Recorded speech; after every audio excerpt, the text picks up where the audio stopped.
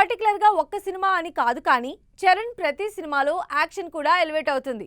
అయితే ఆ action elevation ఇప్పటి వరకు ఒక లెక్క, ఇప్పటి నుంచి వచ్చే హై వోల్టేజ్ యాక్షన్ ఒక లెక్క అంటున్నారు చరణ్.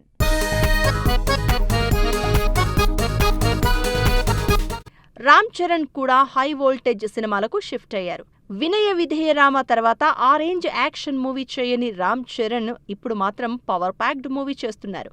కావాల్సినంత action, elevation, star cast, solid story, ఇలా హై వోల్టేజ్ మూవీగా రాబోతోంది పెద్ది సినిమా.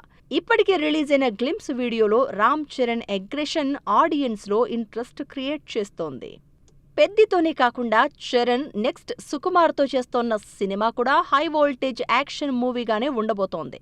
పుష్ప 2తో కొత్త యాక్షన్ని ఆడియన్స్కి చూపించిన సుకుమార్ ఇప్పుడు చరణ్తో కూడా అదే రేంజ్ మ్యాసివ్ మూవీ ప్లాన్ చేస్తున్నారు.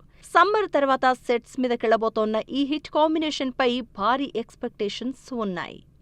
ఈసారి మహేష్ బాబు కూడా ఊచకోతకి రెడీ అయ్యారు.